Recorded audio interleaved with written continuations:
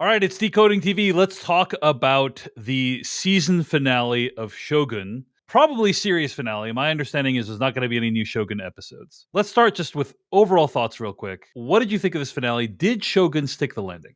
Yeah, absolutely. I think this finale is going to put Shogun in like a rare pantheon of television show. I think it is spectacularly surprising in the way that it is unsurprising if you've been watching the show all along. And yet it's quiet, it's beautiful. Honestly, it feels more like an epilogue. In retrospect, the finale happened last week, and here is us dealing with the consequences for the characters. For the characters, for the region, for kind of the history of the place. And I think some scenes, well, I'm sure we'll get to it. And, a scene in a boat might be like one of my favorite scenes in television. Certainly one of my favorite scenes, and not my favorite scene in the show. It's just it's a really beautiful thing. I'm glad to have had a chance to watch it and discuss it, and I'm just so happy that the show and this version of the story exists, because it was really beautiful. I completely agree with everything you said.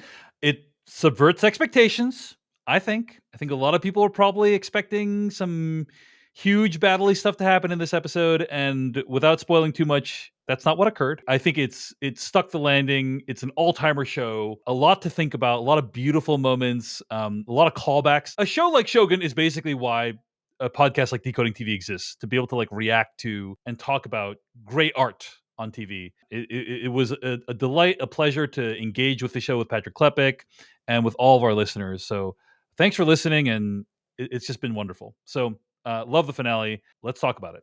But before we do that, I did want to mention one thing. We got a few emails about this at decodingtv@gmail.com. Why don't I read this from Scott from San Diego? Scott wrote in, I'm writing to point out a significant part of Shogun Episode 9 that you did not cover, which is Catholicism. Mariko views suicide as a mortal sin. If she were to commit suicide, her soul will be damned to hell. She needs a second, because then her act of seppuku is not technically a suicide, since it is cutting her head off that actually kills her, and thus not a suicide. That's why she asks Lord Kiyama to be her second, because he understands this belief as a fellow Catholic. When he doesn't show up, Blackthorne must step in, because he doesn't want her to go to hell either. This may seem like a strange belief in a technical loophole, but it does have historical precedent. In the 1600s to 1800s, there was a practice known as suicide by proxy, where a suicidal person would commit murder instead of killing themselves. They would then be tried and sentenced to execution, but before the execution, they would have the opportunity to confess and absolve themselves of their sins. So that comes from Scott from San Diego. Yeah, we got a few emails pointing out the significance of Mariko committing suicide. That's I think it's mentioned in the episode, her Catholicism, and like why it's so important that she have a second, the importance of the second. So thanks for all the emails at decodingtv@gmail.com. Patrick, I don't know if you had any reaction to that, but just wanted to mention it before we got started today. No, I mean, she certainly has that scene with the priest where she has a chance to, but to the show's credit, like no character says out loud, "My God, if she doesn't have that confessional, her soul will be damned." You know what I mean? Like, right. I think it's, again, it's part of the beauty of the show is that it still walks you through these ideas, but doesn't feel as though it has to say them out loud, and lets the characters and their actions speak for their motivations and beliefs. All right, let's talk about what happens in the season finale. We start with a flash forward. We are in the future with Blackthorne and his grandchildren? What? And the grandchildren see like a bunch of his Shogun stuff, and they're like, "Did he use a sword to fight off Japanese assassins?" We also see that Blackthorne is holding the cross that Mariko gave him, and that's all we see. I have to say, I was in shock when I saw it. I was like, what is happening? Patrick Klepek, what was your reaction to this? Oh, we're pulling a Lost here, huh? We're doing some trickery. I didn't know what to. I sort of just chose to put it to the side. It happened. I didn't know what to make of it. It was so stylistically different, narratively different from how the show is handled. We've always gone in the past. This would be an enormous jump forward. Right. I was like, I choose to believe this will make sense later, and I'm not going to worry about it. It just sort of kept focused on the show, because it didn't seem worth getting wrapped up in, like, this is not a show. It's like, what are the implications of this narrative device that's being used? It's like, I think I'm just going to take a breather and let the show keep moving. Yeah, and we'll talk later about whether or not the flash forward is actually a flash forward or not, right? So anyway, back to the present day. We see the aftermath of the final scene from last week. Yabushige is waking up Blackthorn. Like Blackthorn, it's almost like he's dreaming about this future life, or maybe future Blackthorn is dreaming about this stuff. Who knows?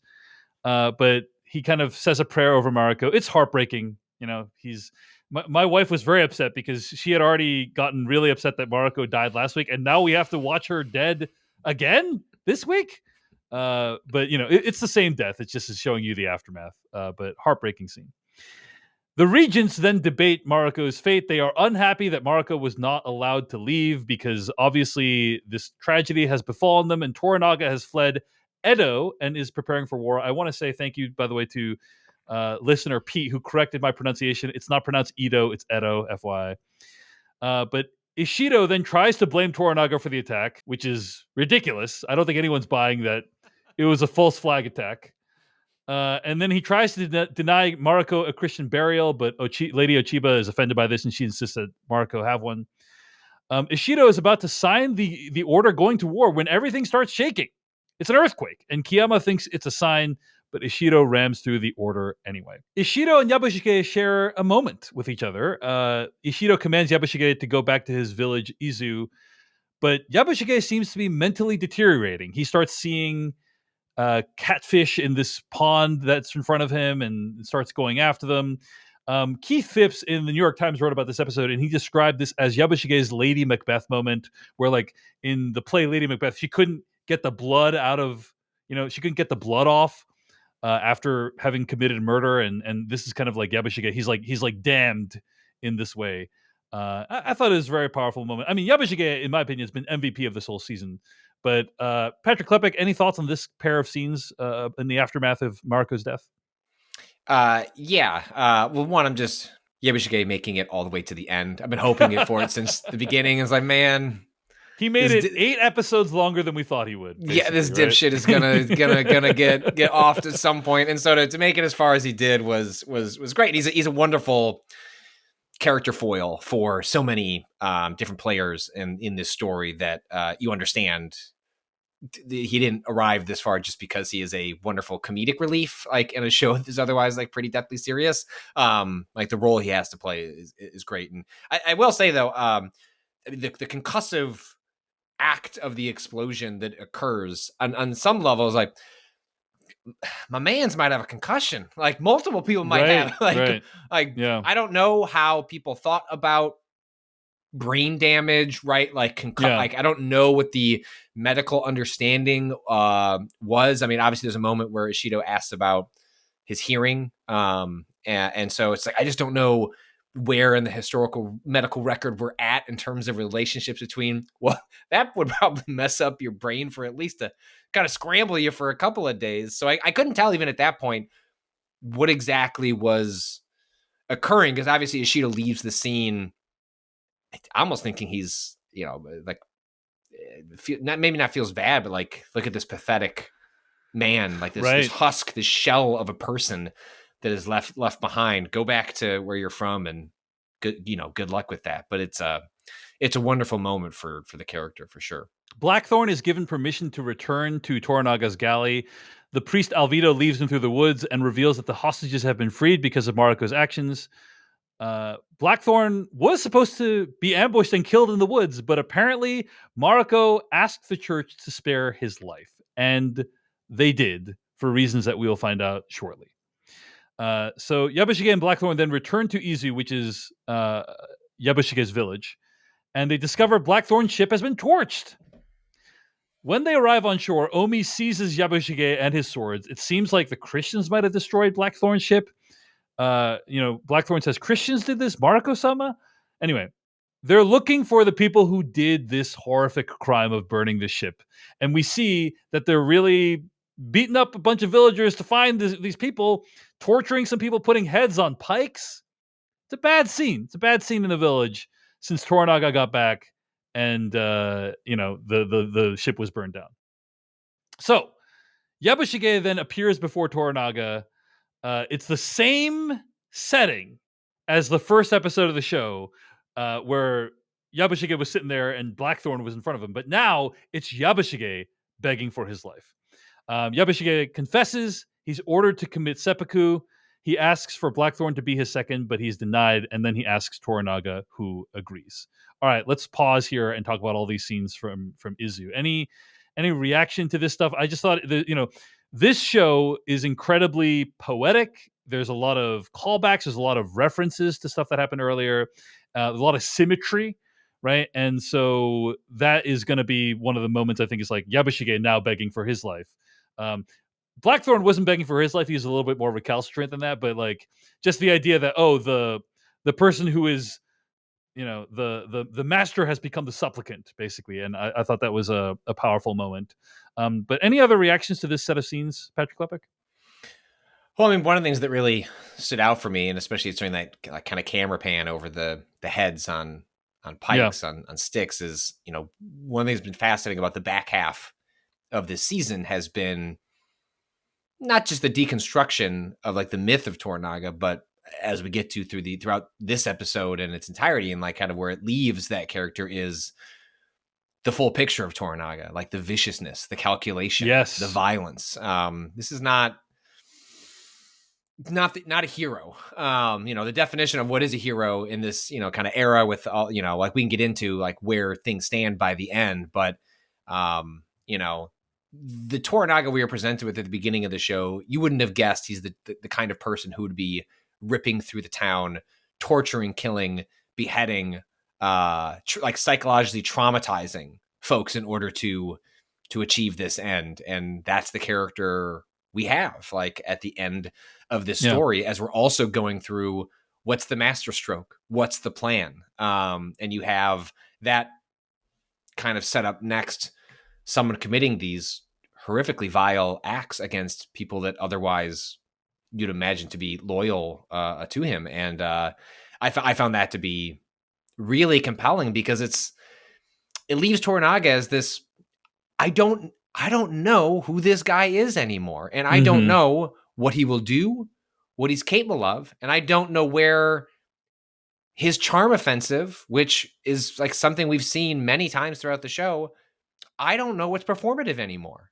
I don't know who this guy is. And the show is about to end. And that is just a really interesting place to be with, I don't know, if not the main character, certainly one of the three main characters of the show. It's purposefully vague about Toranaga's true nature, right? The show is, I think. I have some thoughts about the real life events that this is based off of and what the show is trying to say there. So let's talk about that in a little bit. But I agree with you that there's a viciousness to Toranaga that like we've seen glimpses of and comes into full display here in the final episode. Anyway, Blackthorn returns to his house, and Blackthorn and Fuji share a nice moment together. All the stuff about missing Mariko is very powerful. When Blackthorn gets on the boat after Priest Alvito tells him like Mariko traded your life and saved your life, and when he says no translator, when him and Fuji are sitting on the porch, it's very emotional. It's very emotional. And Blackthorn and Fuji also discuss like Fuji's family's remains, and what's going to happen with them. Fuji reveals that her commitment to Blackthorn is complete, and she'll be becoming a nun. We also learn that, again, as I mentioned, they're murdering a lot of people who allegedly torched Blackthorn's ship, and Blackthorn gets really upset about this and asks for a meeting with Toranaga. All right, let's talk about the Blackthorn-Fuji relationship. I think this was such a good relationship. I just wish the show had been longer. Like, I wish we'd gotten this. I don't know how they could have done it. Could they have spread this story out over 2 seasons? I don't think so. I don't think it would have really made sense. But the Blackthorn-Fuji relationship is so compelling. This idea, like all the women in the show get a lot of agency and inner life. And the Blackthorn-Fuji relationship is compelling because obviously this is a woman who starts out fucking hating this guy and like then by the end they have this mutual respect, and that's a really compelling story, and everything we see of it is really interesting, and I just wish we'd seen a little bit more of it. But obviously a great performance, a great character. Any other thoughts on Lady Fuji? Because I think there's another scene at the end we'll talk about, but like this is kind of the bulk of how the relationship wraps up, and she's like, hey, guess what, I'm done, I don't need to help you anymore. And I think she's not broken up about it. She's much less broken about it than Blackthorn is. But I think by the end they do have this connection that's really interesting. What do you think, Patrick? Yeah, I'm with you. I don't know where they put it, right? Like it feels such a thoughtfully Yeah. scripted show with like just very little fat, and it's like sure, would I like to have been in this place longer? Yes.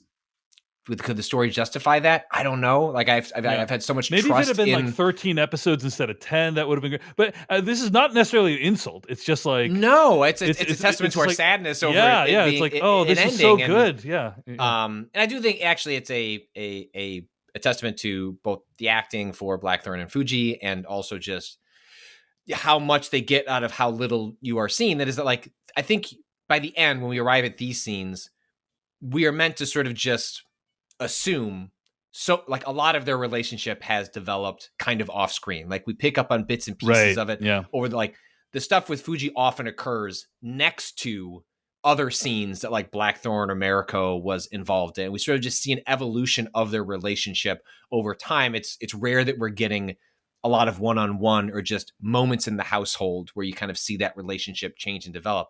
And yet, despite the fact that that relationship, which has one of the most powerful conclusions in the show, is the one that has some of the most minimal like screen time, and the fact that it lands is really effective use of the time that those characters did have. I think it's a really incredible acting. I think Cosmo Jarvis gives like his best performance of the season. He's also given the most opportunity to have emotional range in this episode in particular, and I think the two of them land that exceptionally well. And I think it's a feeling you have throughout the show, which is, as you can see, I don't know if you did this, but like multiple times I would pause and be like, oh, like, like that's all that's all. At first it was, how are they going to fit the big battle? Right, yeah, I was like, how are they going to wrap all this up in 15 minutes? That was right. That and was then something as one does in a show that is coming to a real sense of finality, you realize like, oh, that's the last, like those characters are just never going to see each other again. Yeah, that's it. Yeah. And I think part of what you're getting at is almost a nostalgia for like characters that you've said goodbye to. Right. And did they need more time? Probably not. Even if it would have been fine, or it would have been good. I don't know if it would have been beneficial. And I think that's part of, I don't mean to over exaggerate, but like the grieving process of watching like a good story come to an end. I'm like, but wouldn't it have been great if? And it's like, well, did it need it? Like the reason I'm upset about it is because they gave me what I needed. It leaves you wanting more. That's a compliment you can say for a show. There's a quick scene where Toranaga meets his new son. He expresses, oh my God, that's brutal. Like, well, I got another one of these. Thanks. Like, Jesus. Well, he's like, oh, we were so sad about your other son that died. And he's like, well, I always got more. More. There are a lot of lines that Toranaga delivers cold. He does that one with a laugh.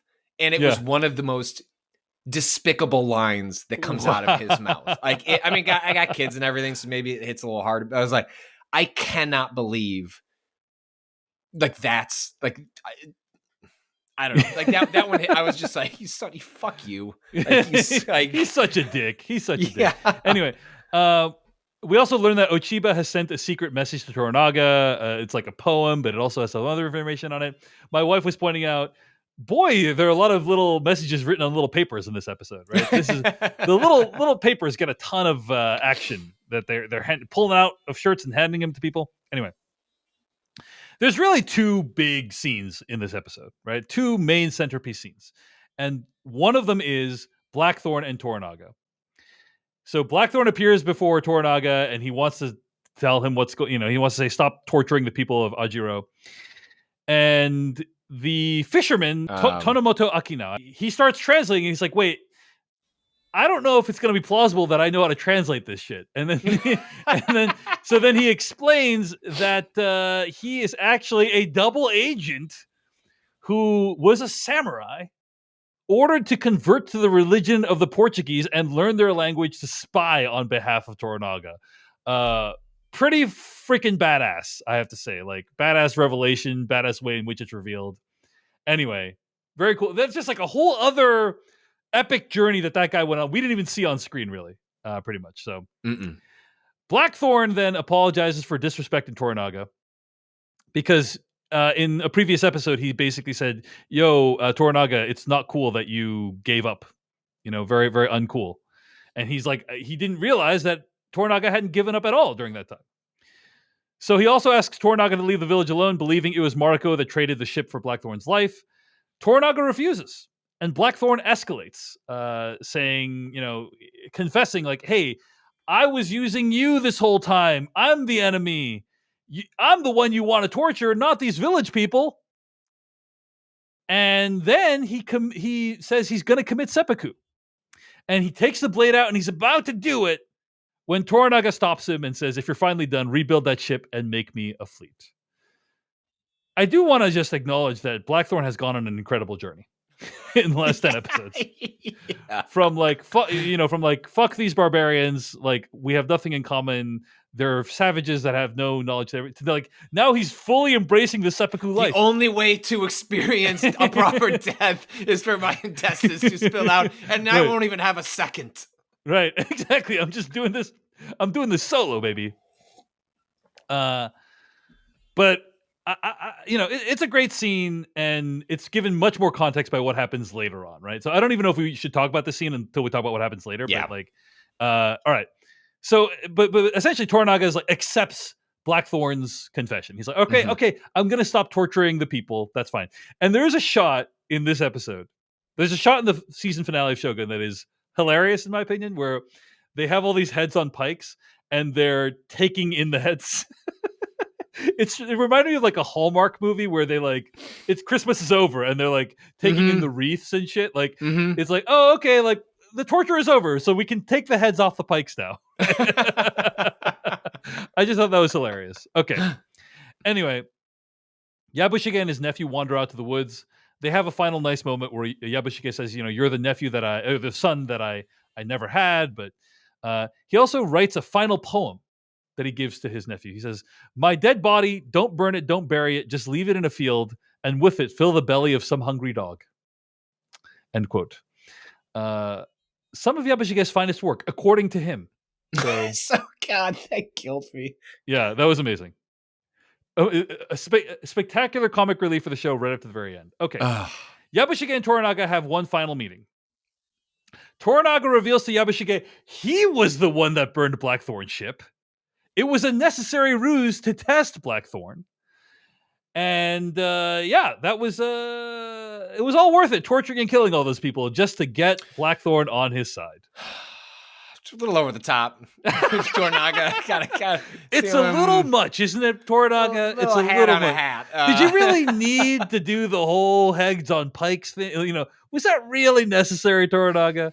Could it have been one head? Did it have to be 3 heads? What's the line here? But this goes to your earlier point about like Toranaga is kind of a piece of shit, right? Like torturing these presumably innocent people, right? Like and for what? For like to get to just to do a loyalty test for Blackthorn? Like there's no other way to do that, right?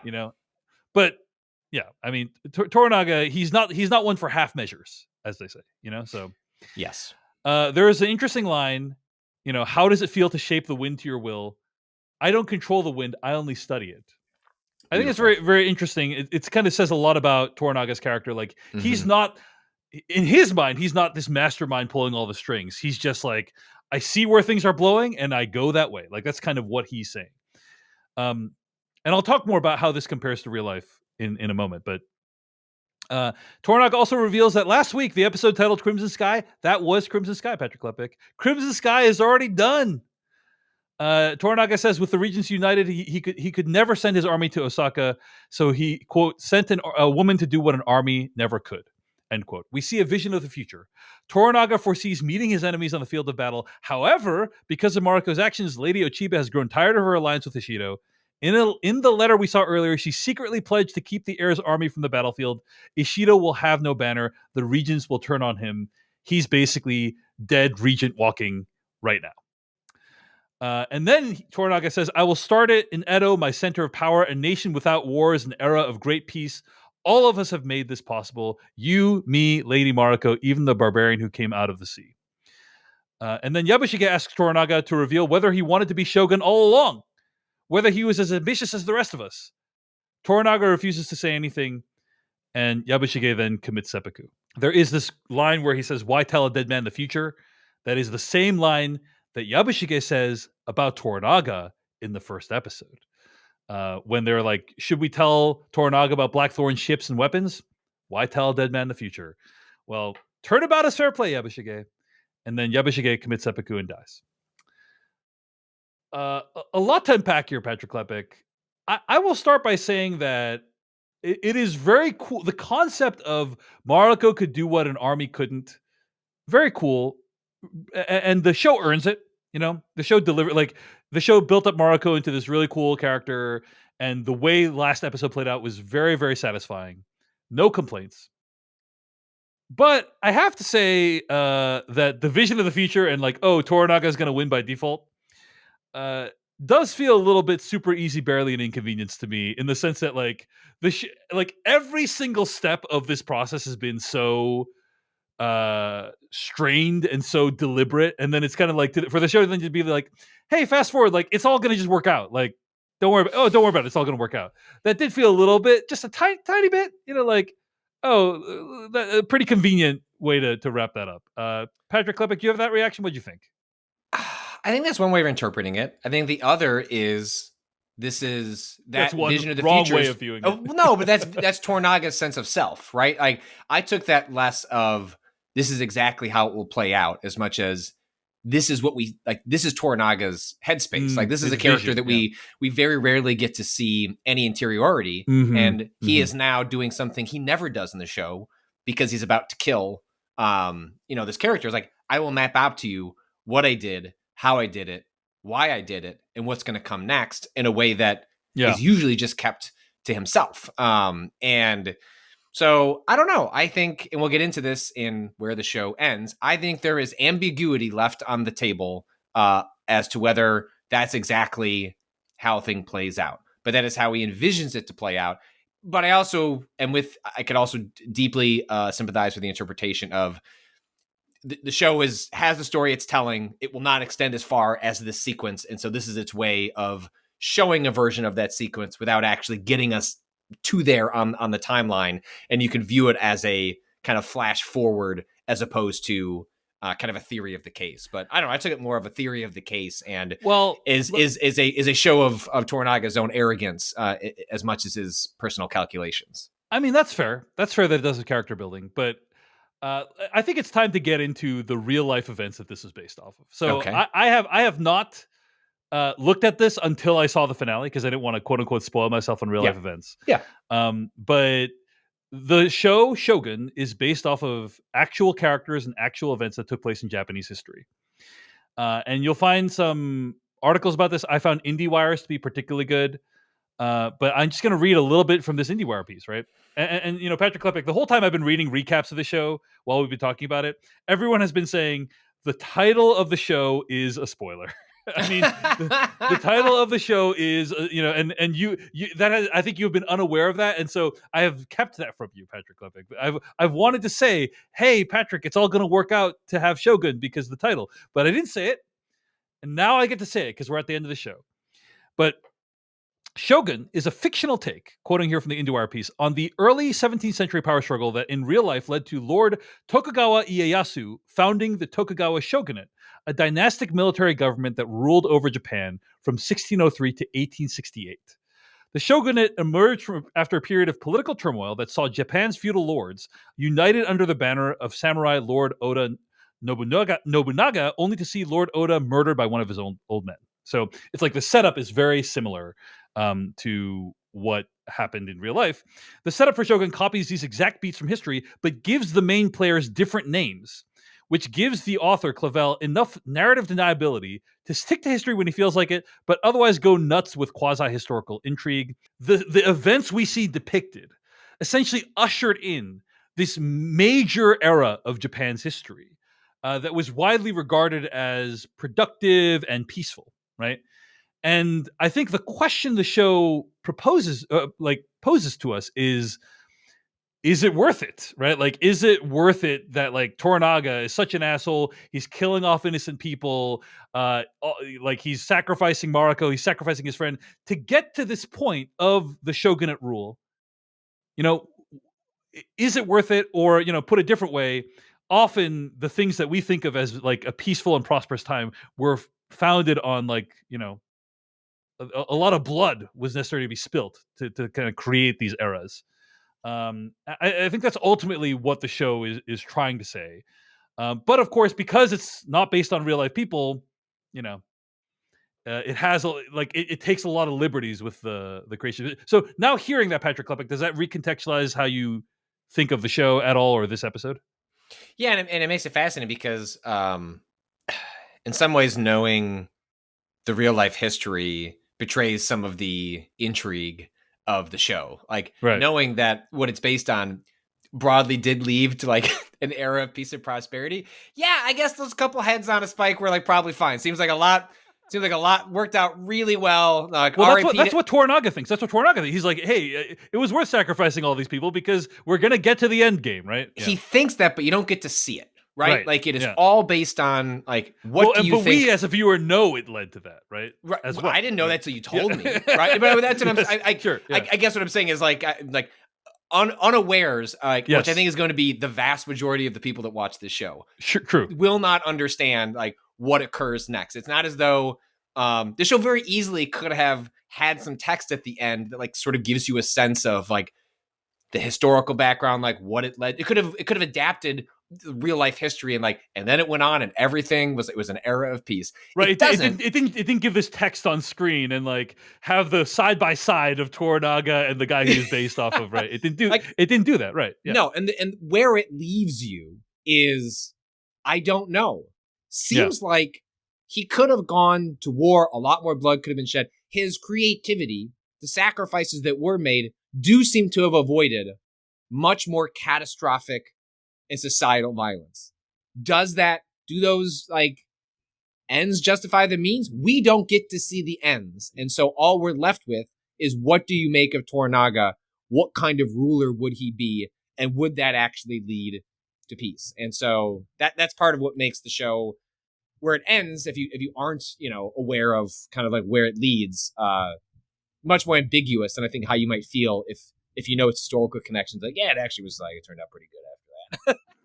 Well, I think knowing it turned out pretty good actually raises even more interesting questions about like the show. Like, was it worth it? Is it, and also like the show saying, hey, yeah, it's all founded on blood. And does that mean it's all fiction? Does that mean our notions of justice and peace are a fiction? Like I think it's kind of interesting. I also think the approach is just interesting. Like, imagine if it was like they gave George Washington and Thomas Jefferson like different names. They called him Max Washington and George, Jeffersonians or something. Like, they had these guys and then like showed like the terrible things they had to do. And then it ends with, well, hope America works out. Like that's kind of similarly like what that would be like if it was in another country. Like, put a different way, like for Japan, like everyone knows about this, right? Everyone knows like kind of what this is.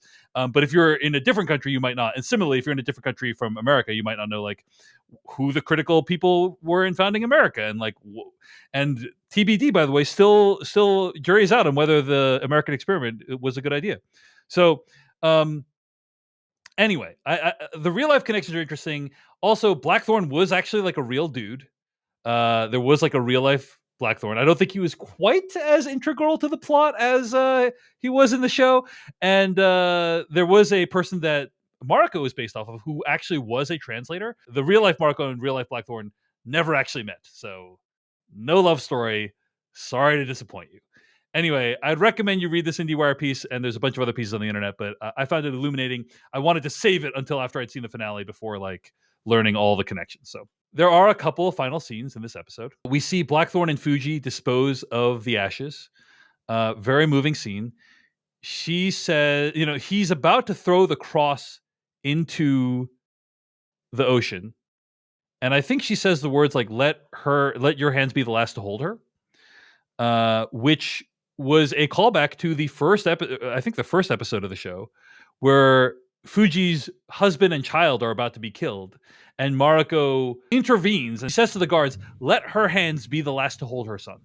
That's what Mariko says to the guards, and then there's a symmetry there where Fuji says, "Let your hands be the last to hold her." Blackthorne holds the cross, drops it into the ocean, and I have to say that was a shocking moment because it quote unquote proves question mark exclamation parentheses that the flash forward was not real.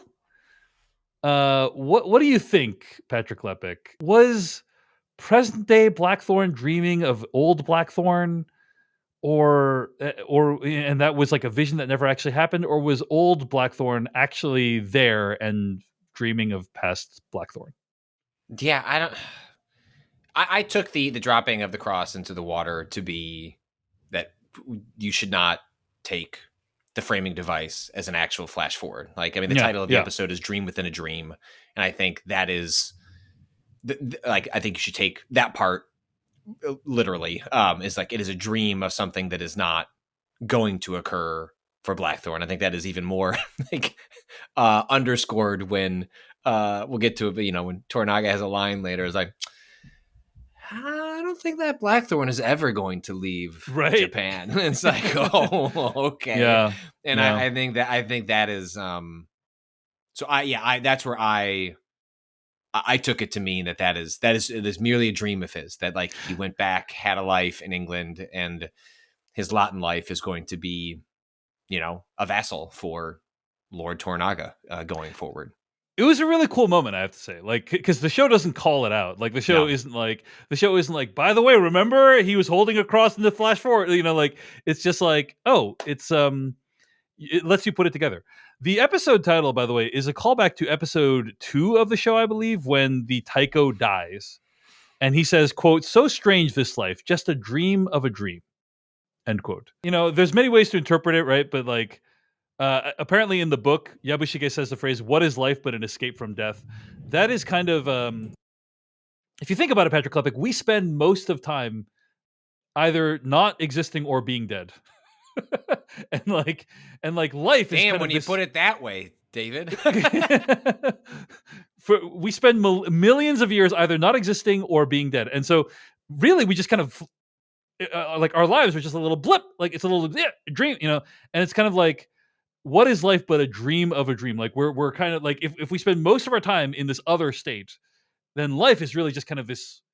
Oh, it's when you have we've all had a dream within a dream where you're like, you wake up and you're still dreaming, and it's kind of like, yeah, it's a thing where like it barely was a thing that you can comprehend or that happened. And I think the whether or not Blackthorne had a flash forward, it kind of plays with that idea. Is like, it's just maybe it was a flash forward, maybe it wasn't. Who knows? I think you're right, though.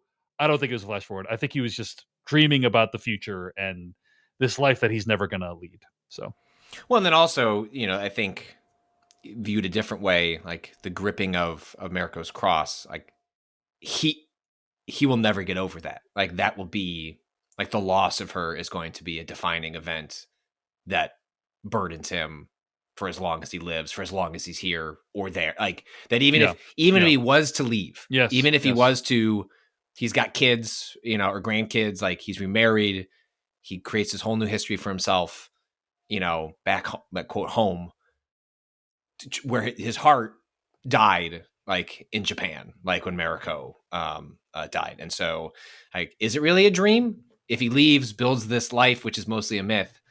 Because in his dying breaths, all he does is think about her. Great point.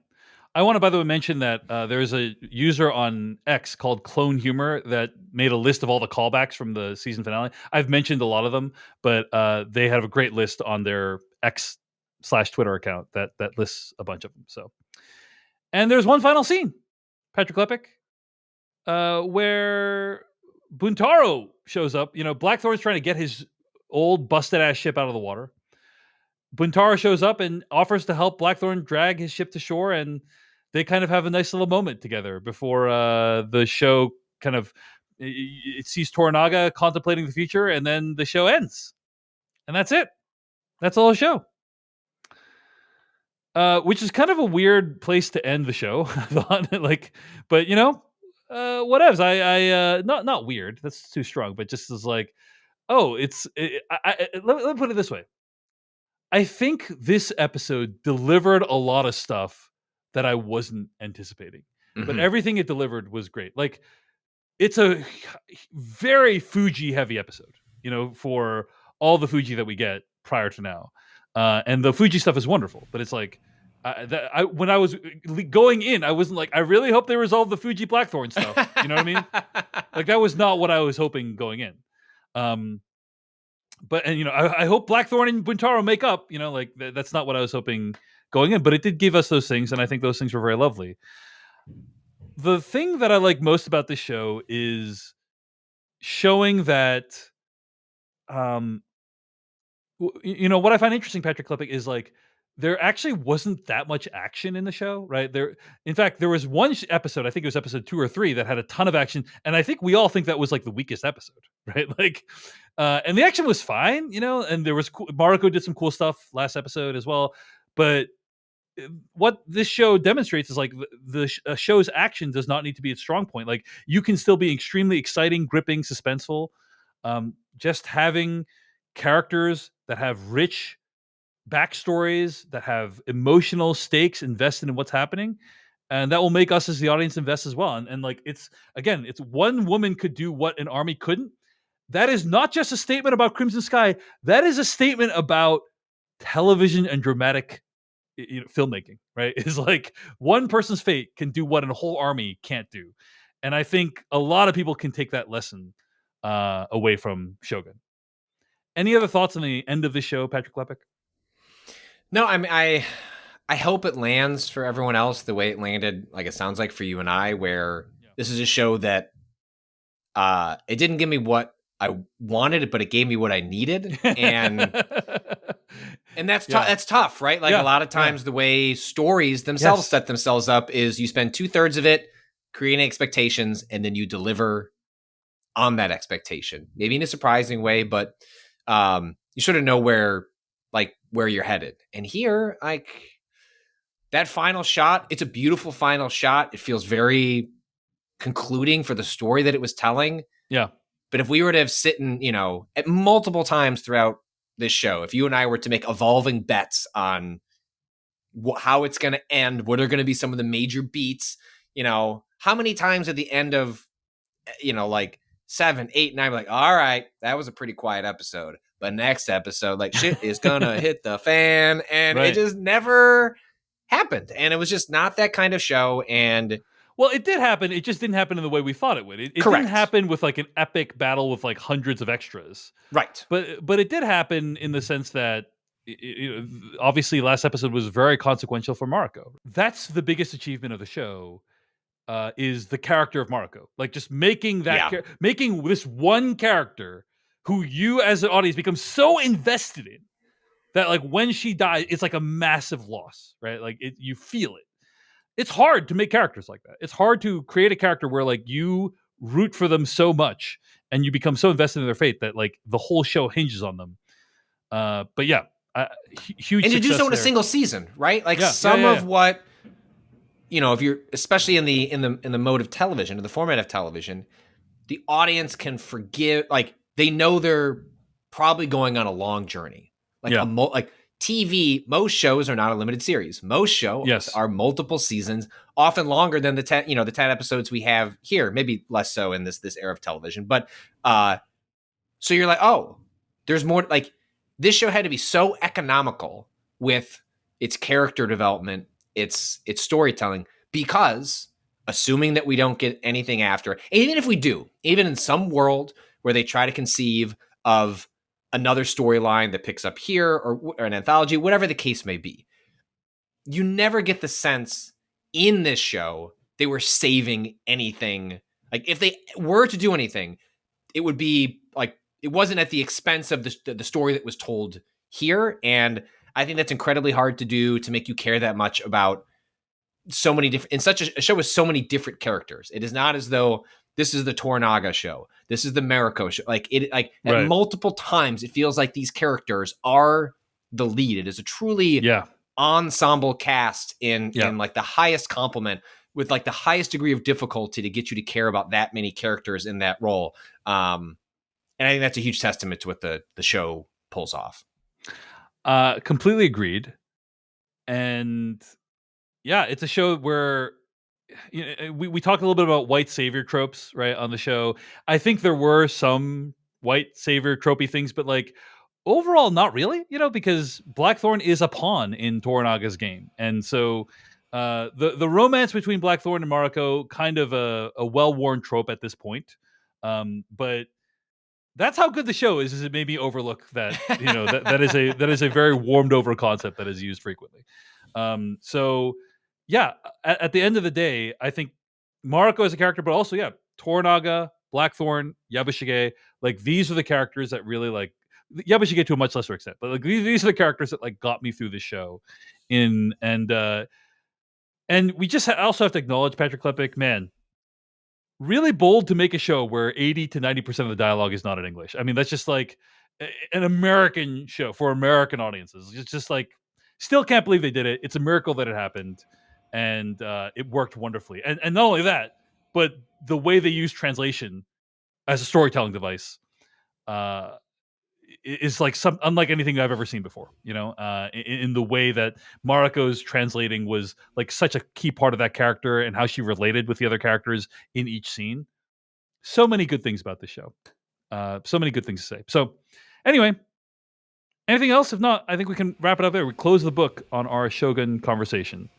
Last thing I would ask, if the show has been a huge success, obviously in a lot of the like the follow-up interviews with the showrunners, with the family of the author, they are leaving themselves some wiggle room on like what happens after here. Whether like, what do you think happens with this world, with these showrunners, like in the wake of the massive, I don't know how to qualify massive necessarily. Like, I don't know how FX looks at it necessarily, but it feels like it was a big show. It was a success. The natural inclination here would be more. Like, I know what we probably want to happen, which is leave it as it is. Like, find some other story to tell if you want these creatives. But what do you think happens in the wake of Shogun? Well, the creators of the show have given an interview to Hollywood Reporter. The question was asked, here's the inevitable season 2 question. Is it going to happen? Justin Mark says, I don't know. I keep saying it's like we want to let everyone be on the same page when it comes to the book. And hopefully now the TV audience and the book audience are on the same page and with what the story is and where it resolves. I think if we had a story, if we could find a story, we would be open to it. But I don't think that anyone ever wants to be out over their skis without a roadmap and everything. And it's also just about, do people want more of it? And then the interviewer says, yes, the answer is yes. But it's also about not even topping the book, but how do you even equal the roadmap that Clavel laid out? And I don't know if it's possible. I don't know if Clavel could have done it either. That's probably why he moved on to other books. He knew what he had done. Yeah, it's a tough one. End quote. I don't think it's going to happen. This would be, making a season 2 of Shogun would be like making Old Boy and then trying to remake it as a TV series. Why would you do that? Why would you mess with a masterpiece like that? But yeah, we'll see. Stranger things have happened. We got a Big Little Lies season 2, right? So, anything's possible in the post Big Little Lies season 2 universe. So that's right. As we're always saying. Hallmark touchstone of this show. Yeah.